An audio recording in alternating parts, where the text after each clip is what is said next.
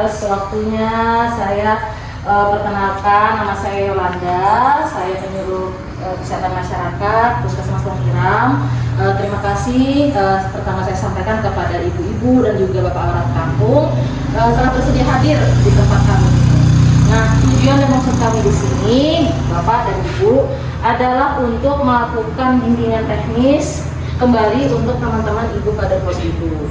Nah, tujuannya yaitu tadi supaya ibu-ibu kader Posyandu itu bisa membantu kami petugas kesehatan di Puskesmas Longiram untuk dapat mendeteksi sasaran Posyandu terutama warga di kampung jika ada indikasi warga yang memiliki penyakit tidak menular. Nah, untuk pemeriksaan yang biasa rutin dilakukan di Posyandu itu akan dipraktekkan lagi oleh Kak Tini selaku penanggung jawab program penyakit tidak menular atau penanggung jawab kegiatan Posyandu. Kepada Kak Hartini dipersilakan. Ya, terima kasih kesempatan yang diberikan. Nama saya Hartini, penanggung jawab Posyandu di Puskesmas Longiram. Jadi ibu-ibu kader, kita akan refresh kembali ilmu kita yang sudah berjalan kemarin-kemarin itu. Ini ada ilmu terbaru lagi. Jadi kita mau belajar tentang pengukuran tinggi badan, berat badan, dan lingkaran perut. Ayo saya contohkan satu, mari ibu kadernya satu. Iya.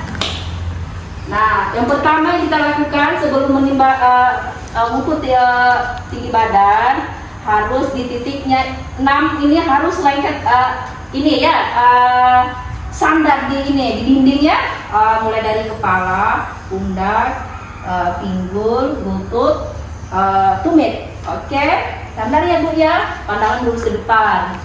Iya, tarik ini. Iya, ya udah Ibu pindah. Ibu lihat di garis merah. Ya, sampai di situ. Mengerti? Bisa ya? Oke, mudah ya Bu. Iya, kita lanjut ke pengukuran lingkaran perut ya. Jadi ininya teorinya cari ini apa, iga paling bawah dengan panggul atas ini diambil garis tengahnya, kita ukur di situ pertengahannya ya. Coba Ibu praktekkan ya. Nih ya, pinggul kita ambil garis tengahnya ya. Ya. Minta tolong di pedalnya. Oke,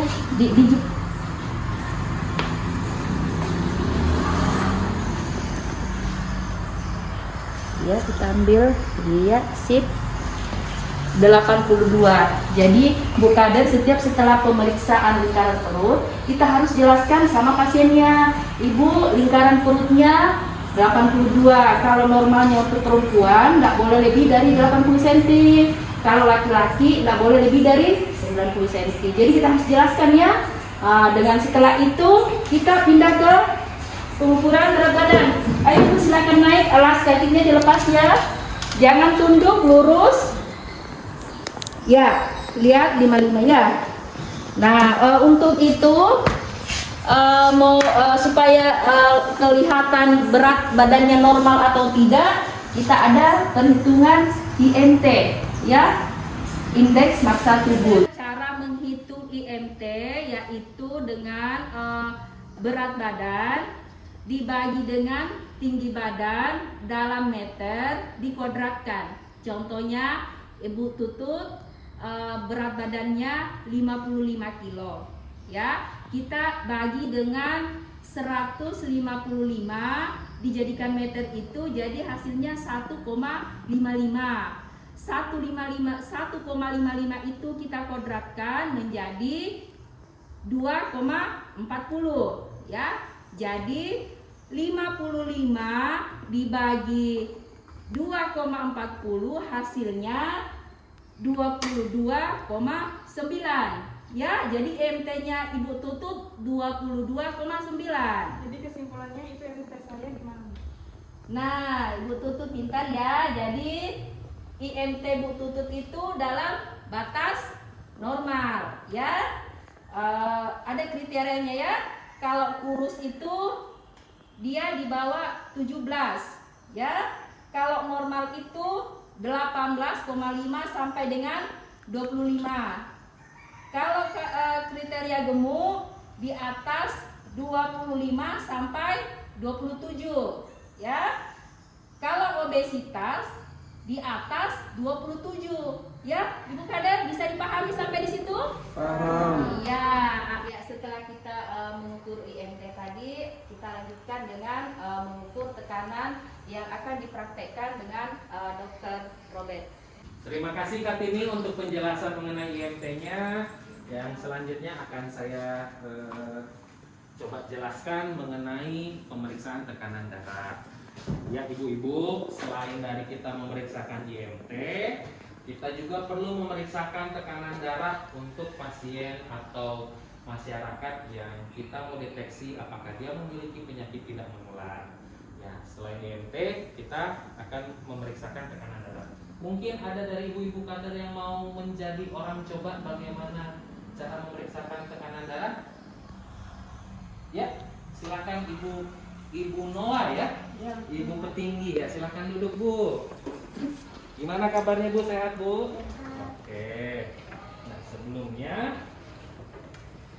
kita siapkan alatnya ya. Biasanya di Posbindu tuh sudah ada tensi ya, sudah ada alat tekanan darahnya. Dan kalau bisa, kalau memang tidak ada, minta tekanan alat pengukur tekanan darahnya yang digital biar memudahkan ibu-ibu semua ya. Sebelum kita memeriksakan tekanan darahnya, usahakan orang yang kita periksa tidak mengenakan atau menghalangi di daerah lengan atas. Nah, kita lihat Ibu Noah ini menggunakan baju atau jaket. Pertama-tama kita coba minta Ibu Noah mungkin melepaskan satu lengannya di daerah yang kita periksakan. Permisi ya Ibu Noah ya. Oke. Habis itu kita masukkan alat tekanan darahnya ini. Masuk ke sini ya. Oke. Kita lihat kabelnya yang ini, alat periksanya berada di atas lengan ya. Dan posisinya yaitu di antara lengan atas dan lengan bawah, tidak terlalu atas, tidak juga terlalu di bawah. Oke, Ibu Kader ya, bisa dimengerti? Mengerti Pak. Oke, lalu kita periksakan tekanannya. Oke, sambil kita menunggu, jadi saya akan jelaskan bahwa tekanan darah yang normal itu di bawah 120 untuk tekanan sistoliknya atau tekanan darah yang bagian atas, dan untuk diastoliknya atau yang tekanan darah yang di bawahnya itu di bawah 90. Itu untuk yang normal ya. Ya. Untuk yang sudah masuk kategori prehipertensi atau sudah harus jaga-jaga nih Bu ya, yaitu tekanan darah mulai 120 sampai di 129. Dan tekanan diastoliknya dari 80 sampai 89. Oh bukan 129, 139. Itu sudah masuk kategori prehipertensi. Ya. Lalu untuk kategori masuk kategori hipertensi itu tekanan darah yang atasnya dari 140 sampai 159. Dan tekanan darah yang di bawahnya atau diastoliknya itu dari 90 sampai 99. Jika sudah di atas 160 per 99 sudah dinyatakan hipertensi yang tingkat lanjut atau tingkat 2. Kita lihat tekanan darahnya Ibu Noah ini mungkin di sekitar angkanya 128 per 84.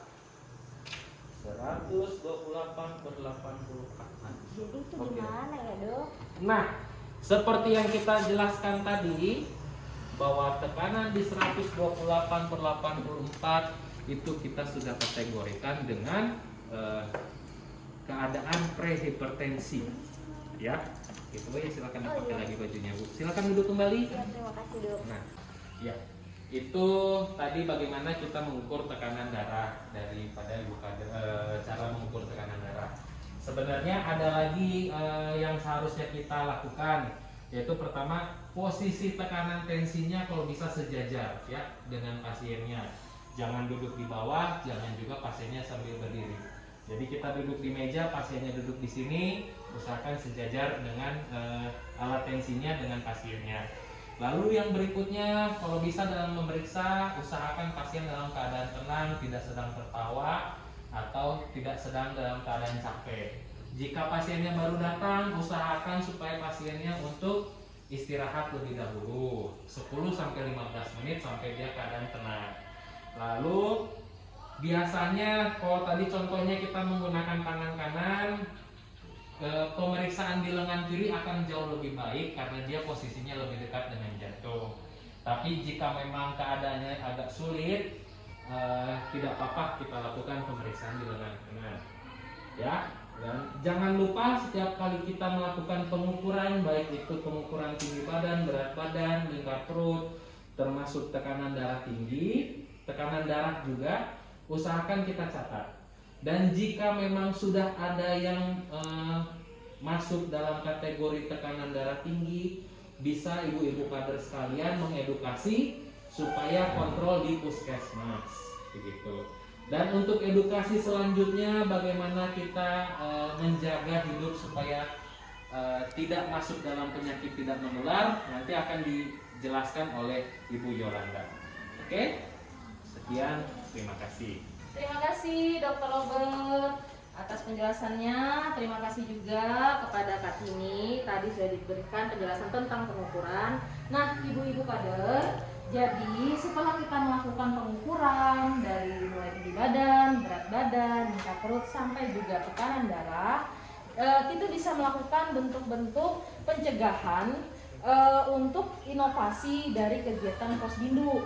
Nah, seperti yang kita dapatkan tadi, Ibu Noah, kita dapatkan hasil pengukuran tekanan darahnya itu pre-hipertensi. Jadi ada indikasi untuk tekanan darah tinggi. Nah, kita bisa melakukan ini, ibu-ibu, yaitu bentuk kegiatan atau inovasi di Posbindu, yaitu aktivitas fisik. Bukan berupa aktivitas rutin sehari-hari, tapi berupa senam sehat. Jadi ada gerakan-gerakan yang bisa ibu-ibu latih, ibu-ibu kader nanti untuk gerakan untuk mencegah komplikasi penyakit tidak menular seperti penyakit yang disebabkan oleh obesitas, terus juga tekanan darah tinggi atau hipertensi, juga diabetes. Nah, setelah itu untuk mencegah kegemukan, di sini juga ibu-ibu bisa memberikan penyuluhan kepada warga di kampungnya. Jadi bukan sekedar dari petugas kesehatan, tadi ibu kader dilatih untuk bisa memberikan penyuluhan langsung kepada masyarakat, penyuluhan tentang mencegah kegemukan. Nah, di sini ibu-ibu bisa memberikan bagaimana caranya mengurangi porsi makan dan juga cara mengolah bahan masakan yang ada di rumah. Nah, ini dia. Tadi untuk mencegah kegemukan, di sini juga kita bisa memberikan edukasi kepada warga untuk bijak memilih makanan, ya, apalagi seperti tadi untuk kasus-kasus warga yang memiliki prehipertensi atau punya indikasi tekanan darah tinggi, bisa diatur mulai dari mengurangi atau membatasi konsumsi gula untuk mencegah diabetes dan juga mengurangi konsumsi garam. Nah, ini dia nih untuk Bapak aparat kampung.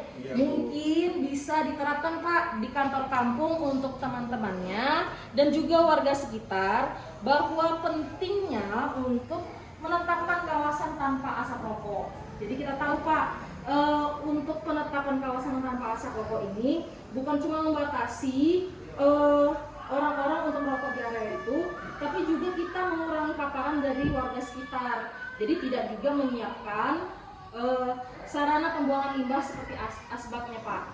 Nah, ini dia Pak, karena ini juga supaya mencegah penyakit tidak menular seperti hipertensi yang akan menyebabkan parahnya adalah penyakit stroke.